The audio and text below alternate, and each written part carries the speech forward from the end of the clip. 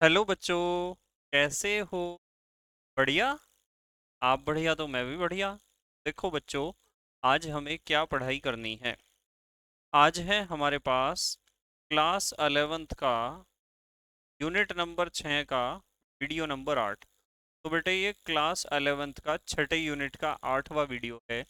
और इससे पहले 7 वीडियो आपको प्लेलिस्ट में मिल जाएंगे, नीचे डिस्क्रिप्शन में भी मिल जाएंगे, और कुछ समय बाद आई बटन में भी लिंक आ जाएगा, जहां आप यूनिट नंबर 6 को पूरा पढ़ सकते, समझ सकते हो और अपने सुंदर से नोट बना सकते हो, जो एग्ज़ाम में आपकी बहुत ज़्यादा हेल्प करेंगे। इसी के साथ साथ आपको नीचे डिस्क्रिप्शन में पीडीएफ नोट का लिंक मिल जाएगा, और आप पीडीएफ नोट के लिए टेलीग्राम पर भी सर्च कर सकते हैं, KMD सहारनपुर।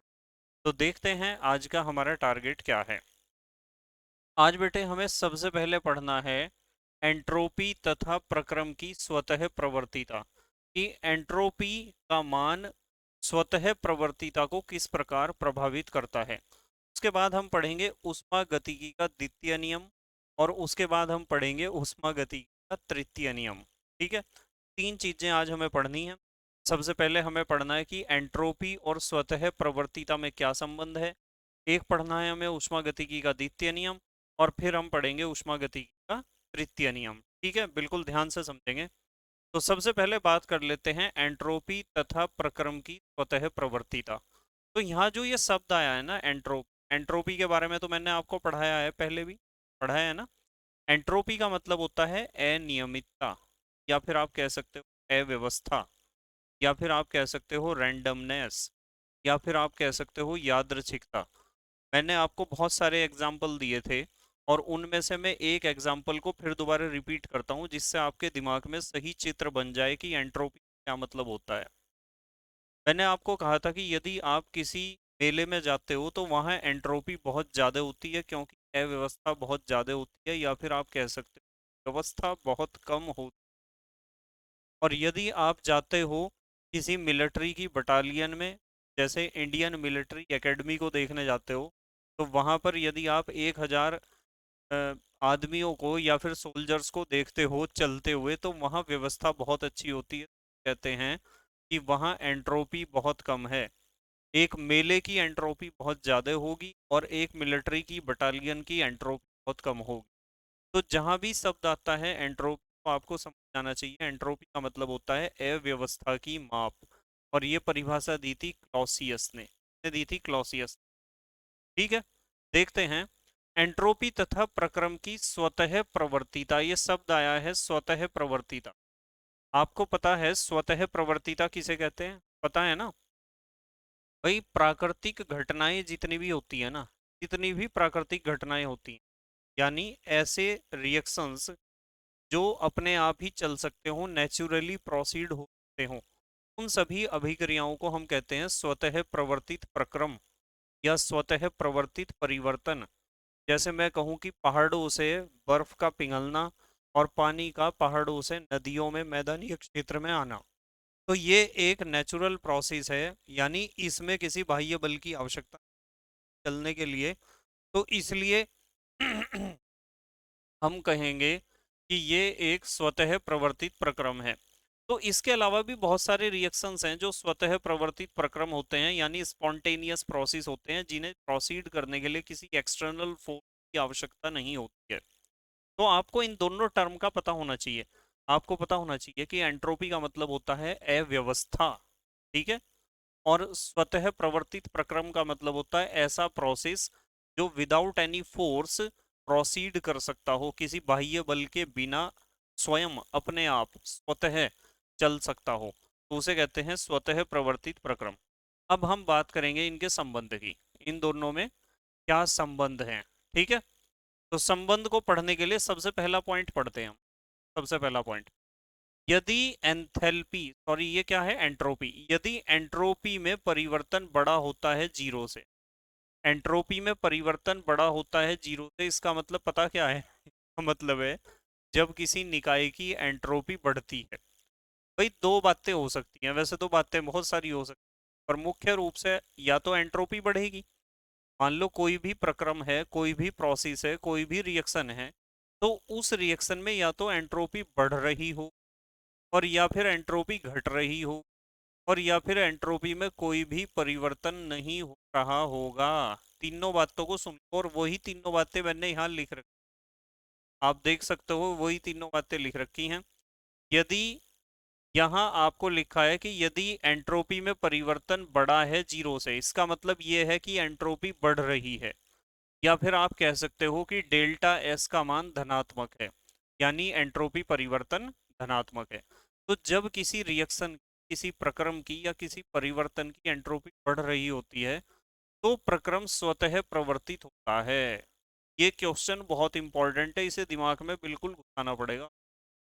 मैंने आपको कहा था कि जितनी भी प्राकृतिक अभिक्रियाएं होती हैं, उन प्राकृतिक अभिक्रियाओं की खासियत यह है कि उनकी एंट्रोपी लगातार बढ़ती है, या जिन रिएक्शंस में, जिन प्रक्रम में एंट्रोपी बढ़ती है, वे सारी प्राकृतिक अभिक्रियाएं होती हैं, या नेचुरल प्रोसेस होती है, या स्पॉन्टेनियस प्रोसेस होती है, या स्वतः प्रवर्तित प्रक्रम होते हैं। और मैंने आपको एक बहुत अच्छा एग्जाम्पल दिया था हमारे ब्रह्मांड का। ये जो हमारा ब्रह्मांड है ना, इसकी एंट्रोपी लगातार बढ़ रही है। हमारे ब्रह्मांड का लगातार प्रसार हो रहा है, फैल रहा है पूरा यूनिवर्स लगातार। ठीक है, तो आपको ध्यान रखना है कि यदि, क्या लिखा हुआ है, यदि एंट्रोपी परिवर्तन जीरो से बड़ा है, यानी का मान बढ़ रहा है, किसका, एंट्रोपी का, अर्थात डेल्टा एस धनात्मक हो, यानी एंट्रोपी परिवर्तन धनात्मक हो, तो ऐसे जितने भी प्रोसेस हैं वे सारे स्पॉन्टेनियस होंगे। तो प्रक्रम कैसा होगा, स्वतः प्रवर्तित।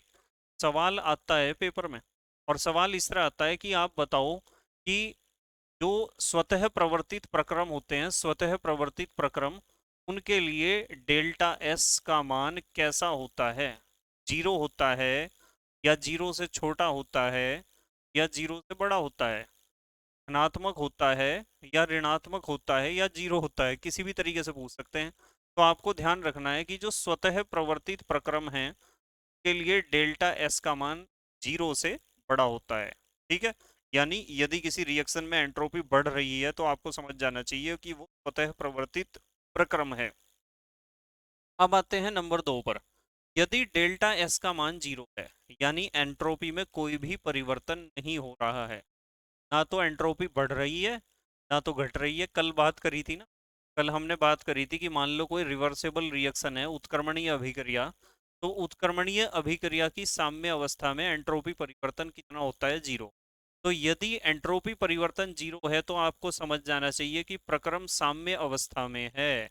इसमें है साम्य अवस्था में। ये चीजें ध्यान रखनी है बेटे। अब आते हैं नंबर तीन।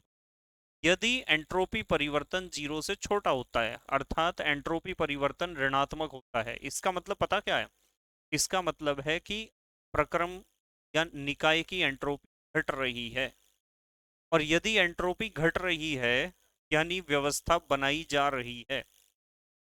और जब व्यवस्था बनाई जा रही है तो व्यवस्था को बनाने के लिए पक्की बात है किसी ना किसी बाह्य बल की आवश्यकता हमें पड़ रही हो। और जिस रिएक्शन में या जिस प्रक्रम में बाह्य बल की आवश्यकता पड़ती है, प्रक्रम को हम कहते हैं स्वतः अप्रवर्तित प्रक्रम। तो यहाँ ध्यान रखना है कि यदि डेल्टा एस यानी एंट्रोपी परिवर्तन का मान जीरो से छोटा है, या फिर एंट्रोपी परिवर्तन ऋणात्मक है, या फिर एंट्रोपी का मान घट रहा है, तो प्रक्रम स्वतः अप्रवर्तित होता है, यानी नॉन स्पॉन्टेनियस होता है। यानी उसे प्रोसीड कराने के लिए एक्सटर्नल फोर्स जरूर आप लगा रहे होंगे, ये बात पक्की है। तो ये तीनों बात ध्यान रखोगे, ये तीनों बात आपको ध्यान रखनी है कि स्वतः प्रवर्तित प्रक्रम के लिए तो डेल्टा एस का मान धनात्मक होता है, यानी एंट्रोपी बढ़ती है, और साम्य अवस्था में एंट्रोपी में कोई भी चेंज नहीं होता है। और जितने भी स्वतः अप्रवर्तित प्रक्रम है, यानी नॉन स्पॉन्टेनियस प्रोसेस है, उनमें एंट्रोपी का मान घटता है। ठीक है, जैसे क्लास में बच्चे बहुत ज्यादा शोर कर रहे हैं, शैतानी कर रहे हैं, इधर उधर कूद रहे भांद रहे हैं, तो मैं कहूँगा एंट्रोपी बहुत ज्यादा है। और जैसे ही क्लास में टीचर एंट्री करते हैं, उनके हाथ में एक डंडा होता है, तो सारे बच्चे उन्हें देखकर अपनी सीटों पर बैठ जाते हैं और बिल्कुल शांत हो जाते हैं। इसका मतलब जो टीचर हैं उनके द्वारा बाह्य बल लगाया गया है। बाह्य बल लगाने का मतलब उनसे बच्चे डरे हैं या फिर उन्हें रेस्पेक्ट करते हैं उनकी। तो कोई भी कारण हो सकता है, वो बाह्य बल ही है। अब बाह्य बल का मतलब ये नहीं कि जो डंडा उनके हाथ में उस डंडे से पिटाई करी सब के बैठे सब चैन से, ऐसा नहीं है। बाह्य बल विभिन्न प्रकार के हो सकते हैं, ठीक है। जरूरी नहीं कि वो बाह्य बल जो है वो थर्ड डिग्री होगा हर बार, ऐसा नहीं है। ठीक है, तो आपको ये तीनों पॉइंट याद रखने हैं। अब मूव करते हैं हम अगले उस पर अपने। अब हम बात करेंगे ऊष्मागतिकी के द्वितीय नियम की। देखो, ऊष्मागतिकी के द्वितीय नियम को समझने के लिए मैं आपको एक बहुत अच्छी बात बताता हूँ। अच्छा यूँ बताओ, मैंने ऊष्मागतिकी के अब तक आपको कितने नियम पढ़ाए हैं? ऊष्मागतिकी के दो नियम पढ़ाए हैं। एक तो सबसे पहले नंबर पे जो मैंने आपको पढ़ाया था वो था ऊष्मागतिकी का शून्य नियम। ठीक है, ऊष्मागतिकी का शून्य नियम पढ़ाया था ना आपको? बताओ याद है क्या? शून्य नियम में मैंने आपको क्या पढ़ाया था, याद है आपके? शून्य नियम में पढ़ाया था कि मान लो आपके पास एक वस्तु है, इस वस्तु का नाम रख दिया मैंने ए, और एक वस्तु ये है आपके पास, इस वस्तु का नाम हमने रख दिया बी। ये दो वस्तुएं हैं, इसका ताप है 100 डिग्री सी। ऐसा मान लो कि पहली वस्तु का ताप तो 100 और दूसरी वस्तु का ताप है 50 डिग्री सी। ठीक है, और दोनों को एक दूसरे से टच कर दिया है हमने, यानी किसी सुचालक पदार्थ से जोड़ दिया है। तो शून्य नियम ने हमें बताया था कि जब दो अलग अलग ताप वाली वस्तुओं, दो भिन्न भिन्न ताप वाली वस्तुओं एक दूसरे के संपर्क में रखा जाता है, तो ऊष्मा का प्रवाह अधिक ताप वाली वस्तु से कम ताप वाली वस्तु में उस समय तक होता रहता है जब तक कि दोनों वस्तुओं के ताप समान न हो जाएं। ये था ऊष्मागतिकी का शून्य नियम। ठीक है, अब हम नंबर दो पे मैंने आपको क्या पढ़ाया था बताओ? याद होगा आपको, नंबर दो पे पढ़ाया था ऊष्मागतिकी का प्रथम नियम। ऊष्मागतिकी का प्रथम नियम। अब प्रथम नियम के नाम, एक और नाम बताया था मैंने, ऊर्जा की अविनाशिता का नियम। बताया था ना नाम, ऊर्जा की अविनाशिता का नियम। अब इसमें क्या बताया था? इसमें कहा था कि ऊर्जा को न तो उत्पन्न कर सकते हैं और न तो नष्ट कर सकते हैं, परंतु ऊर्जा के एक रूप को दूसरे रूप में हम बदल सकते हैं, उसमें दिक्कत नहीं होगी। यही तो बताया था। और साथ में गणितीय रूप भी बताया था। वो गणितीय रूप में बताया था कि जो आंतरिक ऊर्जा होती है ना किसी निकाय की आंतरिक ऊर्जा, उसमें आपको परिवर्तन करना है तो आप परिवर्तन दो प्रकार से कर सकते हैं। एक तो ऊष्मा के आदान प्रदान के द्वारा, और एक कार्य के द्वारा। तो ये जो फार्मूला मैं यहाँ लिख रहा हूँ, ये ऊष्मागतिकी के प्रथम नियम का क्या है, गणितीय रूप है। और प्रथम नियम भी आपको पता होना चाहिए बिल्कुल। शून्य नियम ये है और प्रथम नियम ये है, जिसे आप ऊर्जा की अविनाशिता का नियम भी कहते हो। और अब हम बात करेंगे, आज आज देखो, हमने जब प्रथम नियम पढ़ा था ना, तो इसमें बहुत सारी कमियां थी। कमियां ये थी कि प्रथम नियम से हमें ये नहीं पता चल पा रहा था कि जो ऊर्जा है उसका प्रवाह या ऊष्मा का प्रवाह किस दिशा में होता है। ऊष्मा के प्रवाह की दिशा और सततता का पता नहीं चल पाता है प्रथम नियम के आधार पर जो ये द्वितीय नियम आज हम पढ़ने जा रहे हैं, इससे हमें पता चलेगा कि ऊष्मा का प्रवाह किस दिशा में तो स्पॉन्टेनियस होगा, यानी स्वतः हो सकता है, और किस दिशा में नॉन स्पॉन्टेनियस होगा, यानी स्वतः नहीं हो सकता है। तो ऊष्मा के प्रवाह की दिशा को स्पष्ट करने के लिए द्वितीय नियम जो है एक इम्पॉर्टेंट रोल प्ले करता है। और ये है आज का हमारा टारगेट, ऊष्मागतिकी का द्वितीय नियम। ये दूसरी बात है। ठीक है, पहला पॉइंट तो हमने पढ़ लिया। पहले पॉइंट में हमने पढ़ा है, आज का जो पहला टारगेट था उसमें हमने पढ़ा है कि जो हमारी एंट्रोपी परिवर्तन होता है और जो अभिक्रिया की स्वतः प्रवर्तिता होती है उसमें क्या संबंध है। स्वतः प्रवर्तित अभिक्रियाओं के लिए डेल्टा एस का वैल्यू कैसा होगा, और जो साम्य अवस्था में कोई अभिक्रिया है तो उसके लिए डेल्टा एस का वैल्यू कैसा होगा, और जो अभिक्रिया स्वतः अप्रवर्तित है या नॉन स्पॉन्टेनियस है तो उसके लिए डेल्टा एस का वैल्यू कैसा होगा। ये बहुत इंपॉर्टेंट क्वेश्चन है, तीन। और अब हम दूसरे नंबर पे जो टारगेट है हमारा वो है ऊष्मागतिकी का द्वितीय नियम। देखो, इसके अनुसार बहुत बढ़िया नियम है, एकदम समझ में आ जाएगा। इसके अनुसार किसी विलगित निकाय की एंट्रोपी बढ़ती है, मतलब यदि कोई भी विलगित निकाय आपके पास है तो उसकी एंट्रोपी लगातार बढ़ती रहती है। तथा अधिकतम मान पर पहुंच जाती है। ये बात आपको ध्यान रखनी है कि आपके पास कोई भी विलगित निकाय है तो उसकी एंट्रोपी लगातार बढ़ रही होगी, और वो कब तक बढ़ेगी, जब तक वो अपने अधिकतम मान पर नहीं पहुंच जाती है। कौन? एंट्रोपी। अतः विलगित निकाय की एंट्रोपी सदैव धनात्मक होती है। ठीक है, एंट्रोपी धनात्मक होने का मतलब एंट्रोपी परिवर्तन धनात्मक, यानी एंट्रोपी लगातार बढ़ेगी। और खाली यदि आप ये लाइन जो ब्लैक कलर से मैंने लिख रखी है ना, खाली ये लाइन आप लिख कर आ जाओगे एग्जाम में, तो यही ऊष्मागतिकी के द्वितीय नियम का मुख्य कथन है। ठीक है, कि किसी विलगित निकाय की एंट्रोपी लगातार बढ़ती है, और वो जब तक बढ़ती है जब तक वो अपने अधिकतम मान पर नहीं। और जब कोई विलगित निकाय की एंट्रोपी अपने अधिकतम मान पर पहुंच जाती है ना, तो उस समय निकाय सबसे ज्यादा स्थायी हो जाता है, स्टेबिलिटी उसके अंदर ज्यादा आ जाती है। जैसे मैं आपको बार बार एक एग्जांपल देता हूँ कि हमारा ब्रह्मांड है ना, ये अपने आप में एक विलगित निकाय है बहुत बड़ा, और इसकी एंट्रोपी लगातार बढ़ रही है। और वो जब अपने अधिकतम मान पर पहुंचेगी तो ब्रह्मांड का प्रसार होना बंद हो जाएगा। पर वो ऐसा नहीं है कि आपकी जिंदगी के दौरान ही ऐसा हो जाएगा। इसमें तो बहुत करोड़ों अरबों खरबों पता नहीं कितने साल लगेंगे। ठीक है, बहुत लंबा समय लगेगा। अभी ये ब्रह्मांड खत्म नहीं होने वाला, कभी आप टेंशन ले। अभी तो सिर्फ इतना समझना है कि ये जो ब्रह्मांड है ये अपने आप में एक बहुत बड़ा व्हील है, और इसमें एंट्रोपी लगातार बढ़ती जा रही है, और ब्रह्मांड का लगातार प्रसार होता जा रहा है। और जब तक प्रसार होगा, जब तक एंट्रोपी का मान अधिकतम नहीं होगा, और जिस दिन एंट्रोपी का मान अधिकतम हुआ तो ब्रह्मांड अपनी सबसे ज्यादा स्थायी अवस्था में पहुंच जाएगा। तो यहाँ हमने पढ़ा है कि किसी विलगित निकाय की एंट्रोपी बढ़ती है, लगातार बढ़ती है, तथा अधिकतम मान पर पहुंच जाती है। वो कब तक बढ़ेगी? जब तक वो अधिकतम मान पर उसकी एंट्रोपी। अतः किसी विलगित निकाय की एंट्रोपी सदैव धनात्मक होती है, यानी एंट्रोपी परिवर्तन कह सकते हो, आपकी एंट्रोपी परिवर्तन कैसा होता है? धनात्मक। अतः किसी विलगित निकाय की अधिकतम एंट्रोपी की अवस्था उसकी सबसे अधिक स्थायी अवस्था होती। मतलब ये बात तो मैंने आपको बताई है कि यदि कोई आपसे पूछता है कि एंट्रोपी के आधार पर बताओ कि कोई निकाय कब सबसे ज्यादा स्थायी होता है, तो आपको बताना चाहिए कि कोई भी निकाय सबसे ज्यादा स्थायी केवल तब होता है जब वो निकाय की एंट्रोपी अधिकतम हो, जब उस निकाय की एंट्रोपी क्या हो? अधिकतम।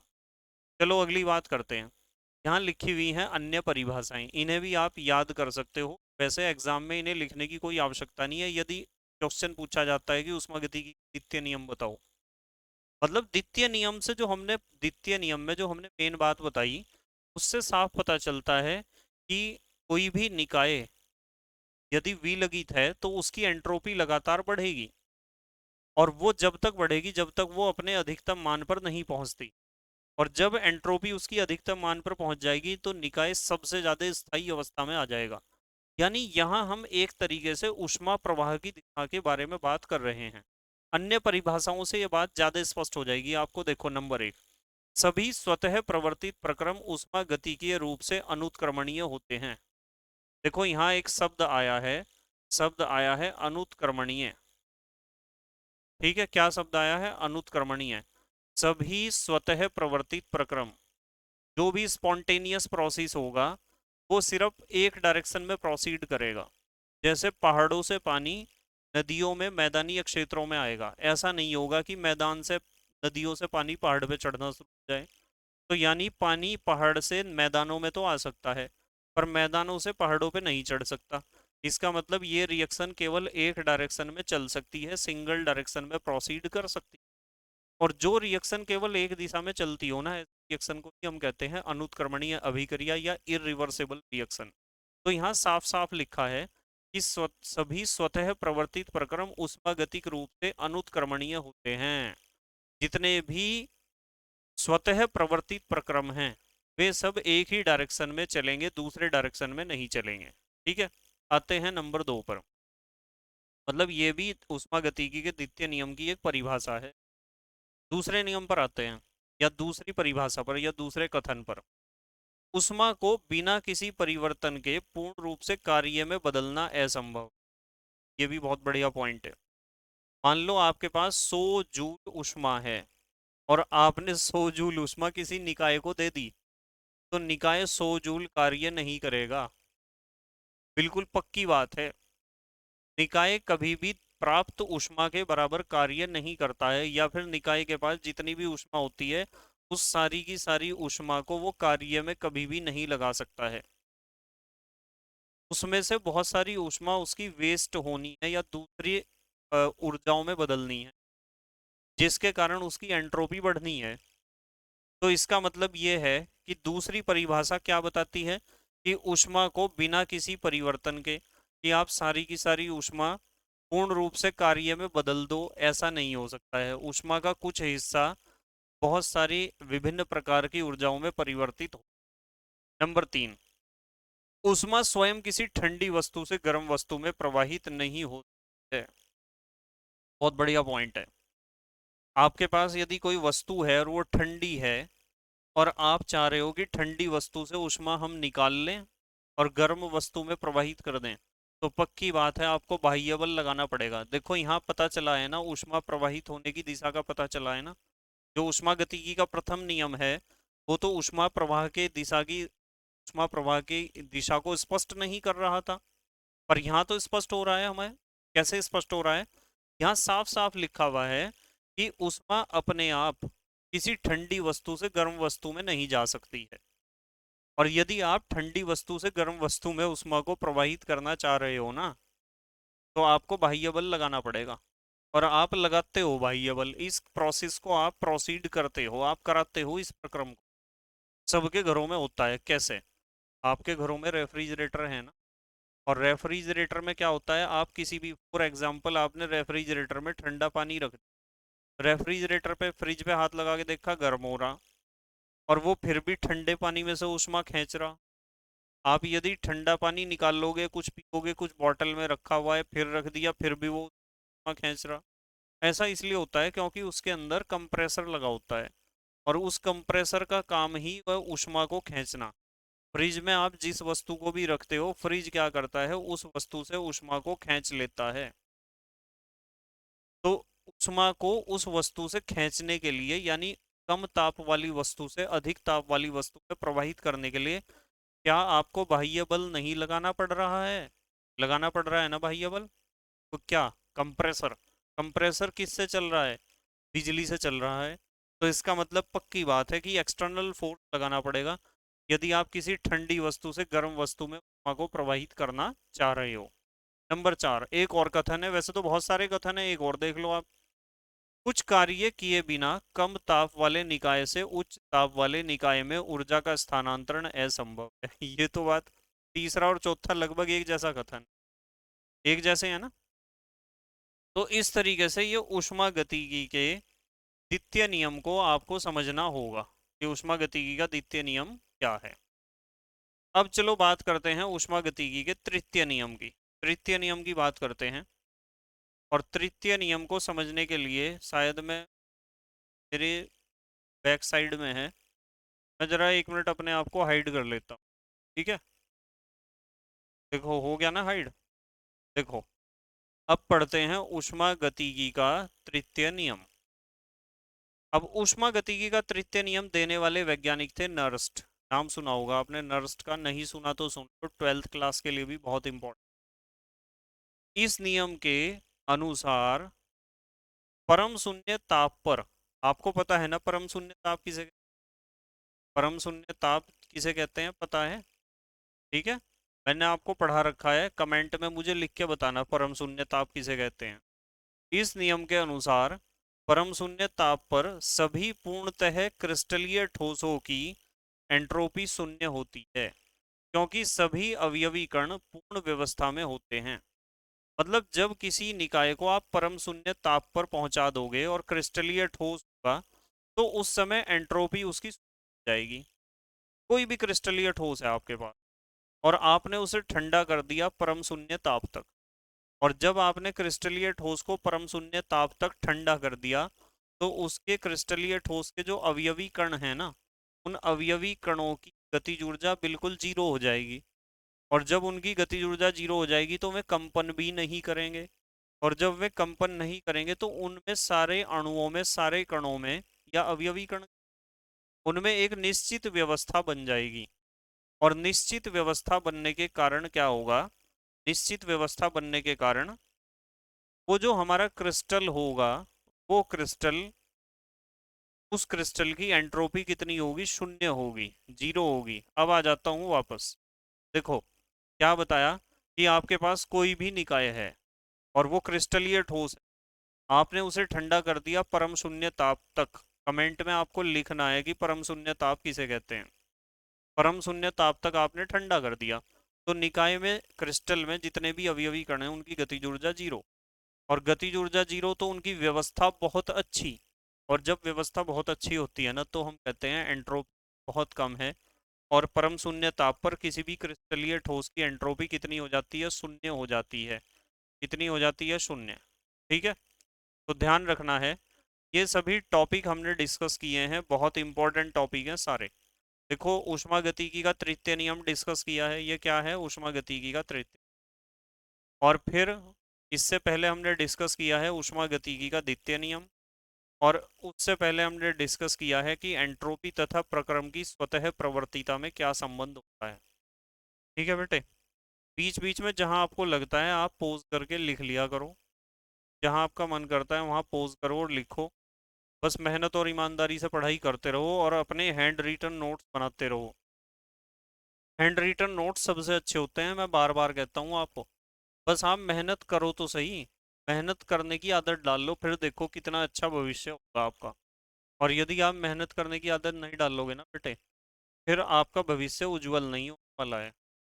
फिर आप बाद में परेशान होगे बड़े होने के बाद कि सर ने हमें कितना कहा था कि पढ़ाई करो, पढ़ाई करो, अच्छा रिजल्ट मिलेगा आपको, भविष्य अच्छा होगा, अच्छी लाइफ जियोगे। तो अच्छी लाइफ जीने के लिए मेहनत करनी पड़ेगी। अभी कर लो मेहनत। या तो आप 25 साल तक अब मेहनत कर लो अपनी पढ़ाई में, और या फिर 25 साल के बाद आखिरी सांस तक फिर ऐसा है। ठीक है। और यदि आप सेलेक्ट हो गए कहीं, या आपने एक अच्छा बिजनेस स्टेबल कर दिया पढ़ाई करने के बाद, तो आप मेहनत करने में भी बहुत मजा आएगा आप। फिर कोई दिक्कत नहीं होगी। फिर मेहनत करने का मजा ही कुछ और होगा। ठीक है। Thank you very much for watching this video. Okay, bye.